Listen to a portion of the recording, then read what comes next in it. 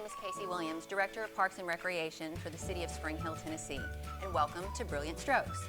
Brilliant Strokes is an intergenerational art program provided by the Arts Build Communities Grant through the Tennessee Arts Commission. And if you would like to be a part of this program, you can register online through the city website, www.springhilltn.org, or through the Parks and Recreation's Facebook page. All of our instructors are local artists, and we are so grateful to them for donating their time and their talents to be part of this unique program. Have fun! Hi, I'm Susan Elizabeth Jones, and today we're going to be painting with watercolor. And it's not always fun, but the first thing you have to do when preparing to paint with watercolor is to prepare your paper. You have to pre-stretch paper. And if you think about it, what happens when you have a wet spill? You get paper to sop it up. Water is absorbed by paper. And what happens to that paper? It will expand. So it's only logical to think that if you're painting in watercolor on paper, that paper is going to absorb that water and the paper is going to grow. So we have to pre-block the paper. We have to expand it by getting it wet and then blocking it on wood and then letting it dry in that stretched position to try to keep that paper from getting really wonky. So I'm going to start with some cold pressed watercolor paper. And this comes in a tablet. You can get it at the art supply store. I know they've got it at Walmart. They probably have it at Target and maybe Michael's and Hobby Lobby. And a lot of times, if you can, this is not attached to anything except up here. If you can find the kind that is gummed on all four sides, a lot of times it's already pre-stretched. And as long as you don't remove the gum, you can go ahead and paint on it. And then when it dries completely, you take a razor or an X-Acto knife and then cut the paper off of that pre-gummed block and you're good to go. But if you're just using loose paper like this, you want to go ahead and take it out of the tablet. And then what I like to do is cut it down to the size that I want it to be.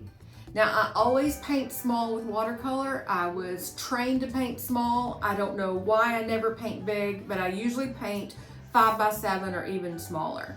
So, and this is not even that big. This is, I believe this is 11x15 paper, but there's paper that I buy online that's called imperial size, and it's like 22x30 inches.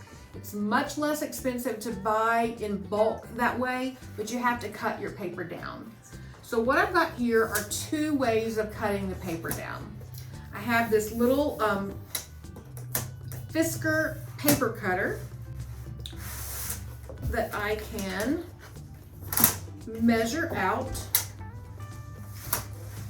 7.5 inches, which is halfway, and cut that in half. Or I also have another board that I like even better, and it's a self-healing mat, a ruler, and an X-Acto knife. And you line those up. And I'm going to do 5.5 inches.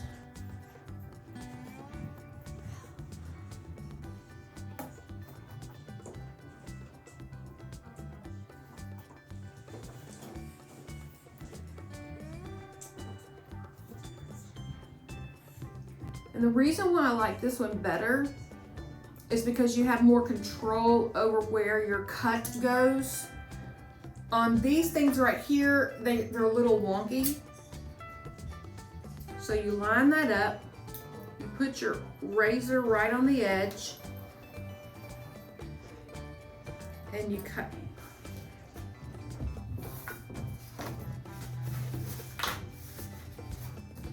And it's perfectly 5.5 by 7.5. Now, why did I cut it to that size? Because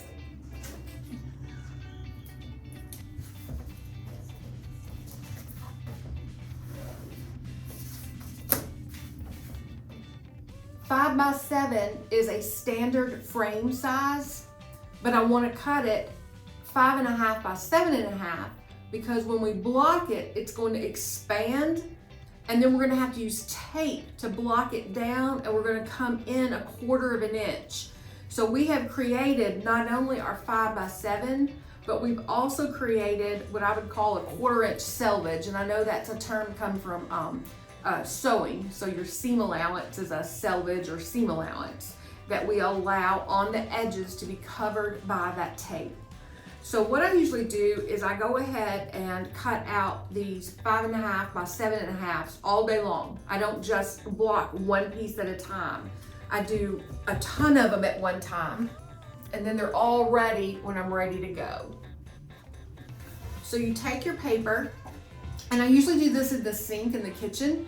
If you're gonna do a really big piece of paper, it would have to be in the bathtub. That's another reason why I don't like to paint big. It just gets more difficult to block paper the bigger it is. But you wanna put it in the water and submerge it. It'll float a little bit, but you wanna leave it there for 5 to 10 minutes. And I used to think it just took like a minute or two, but really and truly, if you want it to absorb as much water as possible, it does take about 5 minutes. So we're gonna let that sit here. And if I was going to be blocking more paper, I would just throw in more. And you want there to be water in between the paper, so you don't want to just mush it down there, but you'd let that sit for a little bit, and then you'd get your next one and put it in here. And I'll do a dozen at one time, and then walk away and do other things. And then I'll come back and then we'll block it. So hang with me, and we'll come back here in a minute and I'll show you what to do next. Okay, so it's been about 5 minutes, and so what we're gonna do is we're gonna pull that paper out of the water, let it drip a little bit, and then what I'll do is take 2 fingers and run it through those fingers and try to get out as much water as I can into the sink before I even put it on my mounting board. Now, the mounting board can be wood, or it can be this masonite that is covered in white dry erase board. These come in 4 by 8 foot sheets at your local DIY shop, Home Depot, Lowe's. And what I do, and they're only like $10 or $12, and I go ahead and have them cut in 1 by 1 foot boards. I do this because I go ahead and put together a dozen at one time. I also teach classes. I used to have a nice, beautiful, big piece of wood that I would block my water paper on, but it's so heavy. I can't imagine trying to teach a class with a dozen students and trying to carry these big chunky pieces of wood that have the paper on that. This is the perfect size. So I've got, and notice I'm gonna do it on the white side that's kind of got a surface to it, a real slick surface. You do not want to do it on this side. Believe me, I made a mistake and I put it on this side, and the glue in the masonite glued the paper to the board. It would not come off. So I had to use a jigsaw and cut the paper out onto the board so it was permanently attached to the board and could be framed that way. But I reuse these boards, and like I said, an 8 by 4 foot sheet is like $10, so you're gonna get, what is that, 80 of these out of there if you do 1 by 1 foot. So we're gonna lay our wet paper on this board, and then I'm going to take just a dish towel and start in the middle and start pressing that paper out. I'm trying to get the water off, but I'm also trying to enlarge the paper. So we're starting in the middle and we're pressing it out in all directions, drying the paper, but also stretching the paper. You want to get it as stretched as possible.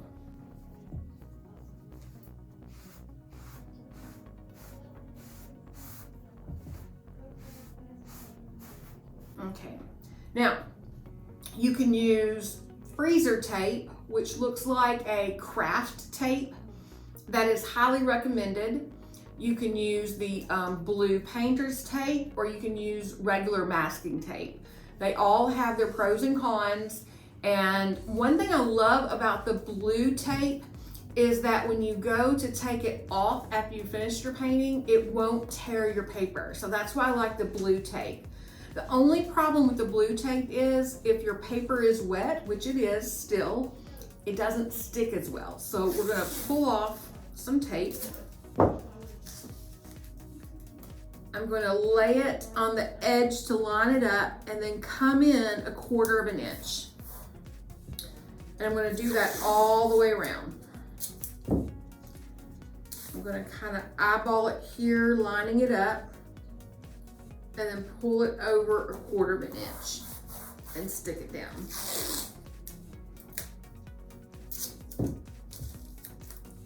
Line it up and then go in 1/4 of an inch and stick it down.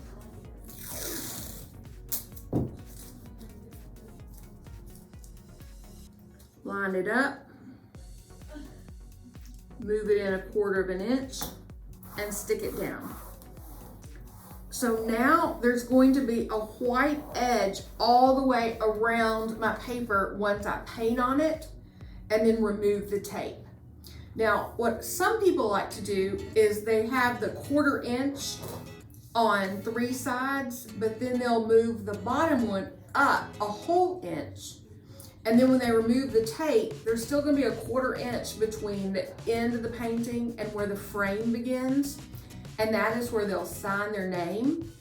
Or they might put the name of the painting, they might put the date, they might put a Bible verse, they may put a favorite quote or a favorite line from a poem. Whatever they want to do to embellish their painting, they'll leave that space at the bottom. I don't typically do that, but that is an option as well. Why do we do this? The reason why we do this is because when it absorbs the water from your watercolor, it's not going to absorb the water evenly because your paper's not going to be wet all over. It's only going to be wet where the paint goes. And so that's where the absorption is going to happen. So as it absorbs in that one area, it'll expand in that one area where everything else is dry and flat. And that wet absorbed area is going to blossom and create a ripple.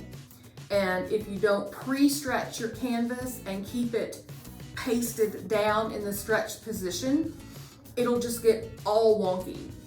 Now, it'll still do that a little bit when it's pre-stretched, but not nearly as much. So this will always be the best way to go. Now, I'm using cold pressed paper, and it will be more forgiving than hot pressed paper. And there's hot pressed, and then what's called not pressed. And not pressed is cold pressed. It's got a thicker tooth. It's got more texture to it. It will make a more painterly painting when it's all said and done. And it's really much better and recommended for beginners. So when you go to the store, go ahead and get the cold pressed paper is what you want to start with. Now, even among the cold pressed paper, they're going to run the gambit from being fairly nubby to being really thick and nubby. And so it's just a matter of preference. But the thicker and nubbier it is, the more forgiving it is.